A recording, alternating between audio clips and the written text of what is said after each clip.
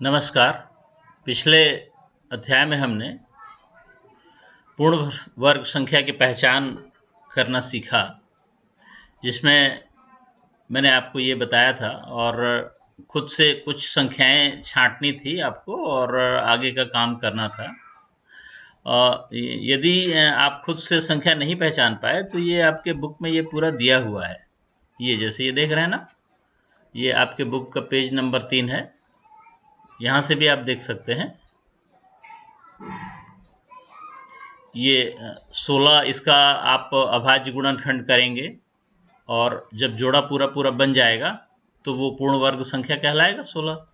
और यदि पूरा पूरा जोड़ा, जैसे ये 32 है, इसमें इसका जोड़ा बना, ये जोड़ा बना और इसका जोड़ा नहीं बना, तो ये पूर्ण वर्ग नहीं है। इस तरह से इन बाकी संख्याओं को कर सकते हैं। यहाँ नीचे में और भी बहुत सारी संख्याएं दी हुई हैं, इनका भी आप कर सकते हैं। तो हम आज आगे बढ़ते हैं और पूर्ण वर्ग संख्याओं के गुण को देखते हैं। उस दिन हमने देखा था कि जब हम किसी संख्या का वर्ग करते हैं तो जो प्राप्त संख्या होती है, पूर्ण वर्ग संख्या, उसकी इकाई में 1, 4, 5, 6, 9 या 0 इतने ही हो सकते हैं और 2, 3 और 7, 8 ये इकाई में नहीं हो सकती। अर्थात यदि 2, 3, 7, 8 यदि होगा तो वह पूर्ण वर्ग संख्या नहीं हो सकती। और हम देखें, जैसे उस दिन हमने देखा था, ये 1 का वर्ग किए तो 1 आया, 2 का वर्ग किए तो 4 आया। ये सम संख्या और विषम संख्या के बारे में हम जानना चाह रहे हैं। ये जैसे विषम संख्या है, 1 का वर्ग 1, 3 का वर्ग 9, ये भी विषम, 5 का वर्ग 25, ये भी विषम आ रहा है इकाई में, 7 का वर्ग 9 है ना, 49 का 9 आ रहा है इकाई में, 9 का वर्ग करेंगे 81, तो ये भी विषम संख्या आ रहा है। तो जब हम विषम संख्याओं का वर्ग करते हैं तो हमको प्राप्त जो संख्या होगी वह विषम ही होगी। और वैसे ही जब हम सम संख्या का वर्ग करेंगे, 2 दूना 4 ये सम संख्या, 4 चौक 16, 6 सम संख्या, 6 छका 36 इकाई में 6 तो ये भी सम संख्या, 8 अट्ठे 64 इकाई में 4 तो ये भी सम संख्या, और 10 दहम 100 इकाई में 0 तो यह भी सम संख्या। अर्थात हमने देखा कि जब हम सम संख्या का वर्ग करेंगे तो हमको सम संख्या प्राप्त होगा और जब हम विषम संख्या का वर्ग करेंगे तो विषम संख्या प्राप्त होगा। आगे कुछ जो वर्ग में मजेदार बात होती है उसमें हम थोड़ा सा देखते हैं। इसमें हमने देखा था कि 1 का वर्ग 1, ये 2 खाने और ये 2 खाने, तो 2 दूनी 4। 1 में हमने कितने खाने जोड़े? 1, 2, 3 खाने जोड़े। 1 में 3 खाने जोड़े तो हमको 4 मिला। इस तरह से ये 3 खाना और ये 3 खाना और तीनों का वर्ग क्या होता है? 3 गुणा 3 का वर्ग 9 होता है। तो 4 में हमने 1 खाना, 2 खाना, 3 खाना, 4 खाना, 5 खाना जोड़ा। 1 में 3 जोड़ा तो 2 का वर्ग मिला। अब ये 2 के वर्ग में हमने 1, 2, 3, 4 खाना जोड़ा।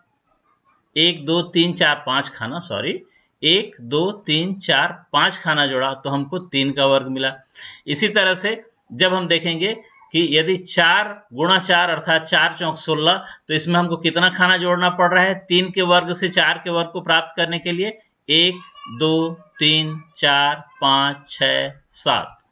देखिएगा, 1 में हमने 3 जोड़ा तो 2 का वर्ग प्राप्त हुआ, 3 में 5 जोड़ा तो 3 का वर्ग प्राप्त हुआ, फिर 3 के वर्ग में हमने 7 जोड़ा तो 4 का वर्ग प्राप्त हुआ। इसी तरह से 4 के वर्ग में हमने इसको जोड़ दिया, कितना है ये गिन लीजिए, 1, 2, 3, 4, 5, 6, 7, 8, 9, है ना। तो ये सभी संख्याएं हमको विषम संख्या प्राप्त हो रही हैं। 1 के वर्ग में जब हम अगला संख्या विषम संख्या जोड़ देते हैं तो उसका अगला वर्ग संख्या मिल जाता है। इसको हम यहां पर देखें थोड़ा सा। 1 का वर्ग 1, 2 का वर्ग 4, अर्थात पिछले वाली वर्ग संख्या में अगला विषम संख्या जोड़ दिया तो हमको अगला वर्ग संख्या मिल गया। फिर 3 का वर्ग 9, अर्थात पिछला कितना था? 1 धन 3, 1 धन 3, उसमें अगला विषम संख्या क्या आया? 5, उसको जोड़ दिया तो हमको अगला वर्ग संख्या मिल गया। अब 1, 3, 5 आ चुका है, उसमें हम अगला विषम संख्या 7 जोड़ देते हैं तो 16 प्राप्त हो जाता है। और 16 किसका वर्ग है? 4 का वर्ग है। इस तरह से यदि हम 5 का वर्ग निकालना चाहें तो 7 के बाद क्या आएगा? विषम संख्या 9 आएगा। तो 9 जोड़ देंगे और 5 का वर्ग 25 हो जाएगा जब 16 में 9 जोड़ देंगे तो ये भी एक मजेदार बात है कि अगली विषम संख्या को जोड़कर हम वह वर्ग संख्या प्राप्त कर सकते हैं। अर्थात पहले विषम संख्या का योग 1 का वर्ग, 2 लगातार विषम संख्याओं का योग 2 का वर्ग, 3 लगातार विषम संख्याओं का वर्ग योग 3 का वर्ग, 4 लगातार विषम संख्याओं का योग 4 का वर्ग। इसी तरह से जो अगला आएगा वो 5 विषम संख्याओं का योग, अर्थात अगला जो विषम संख्या आएगा वो 9 होगा। 1 धन 3 धन 5 धन 7 धन 9, तो वो 5 का वर्ग हो जाएगा। तो ये भी एक इंटरेस्टिंग है और ये सभी आपके किताब में दिया हुआ है। आप किताब को ध्यान से पढ़ेंगे तो वो बड़ा मजा आएगा आपको। इसके बाद देखें 2 लगातार संख्याओं का योग। जैसे 2 लगातार संख्याएं, 1 और 2 का योग कितना होता है? 3। तो इसमें हमको यदि हम प्रयोग करें कि ये 2 का वर्ग करें और 1 का वर्ग करें और उसको घटा दें, 2 का वर्ग कितना होता है? 4। 1 का वर्ग कितना होता है? 1। और 4 से 1 को घटा दें तो कितना मिलेगा? 3। अर्थात 2 लगातार संख्याओं का योग, उनके वर्गों को घटा दिया जाए तो भी वही संख्या प्राप्त होता है। जैसे अगली 2 लगातार संख्याएं 2 और 3 का योग कितना होता है? 5। इसी तरह से 3 का वर्ग करें तो कितना आएगा? 9। और 2 का वर्ग करें तो कितना आएगा? 4। 9 से 4 को घटा देंगे तो कितना आएगा?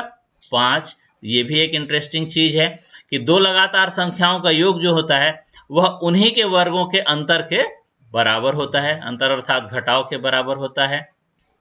फिर आता है जैसे यदि 2 संख्याओं का, इसमें लगातार वाली बात नहीं है, ध्यान दीजिएगा, 2 संख्याओं का वर्ग करते हैं और जो प्राप्त होता है वह भी यदि पूर्ण वर्ग संख्या हो तो उसको पाइथागोरकीय त्रिक कहते हैं। अर्थात जैसे 3 का वर्ग किया और 4 का वर्ग किया और दोनों को जोड़ दिया तो हमको 25 मिला, और 25 भी अपने आप में पूर्ण वर्ग संख्या है। वो कितना का है? 5 का है। 5 का वर्ग है 25। तो ये 3 का वर्ग, 4 का वर्ग और इसको जोड़ दें तो वो 5 का वर्ग हमको मिल रहा है। तो इसी को हम, इन जोड़ों को पाइथागोरकीय त्रिक कहते हैं, 3, 4 और 5।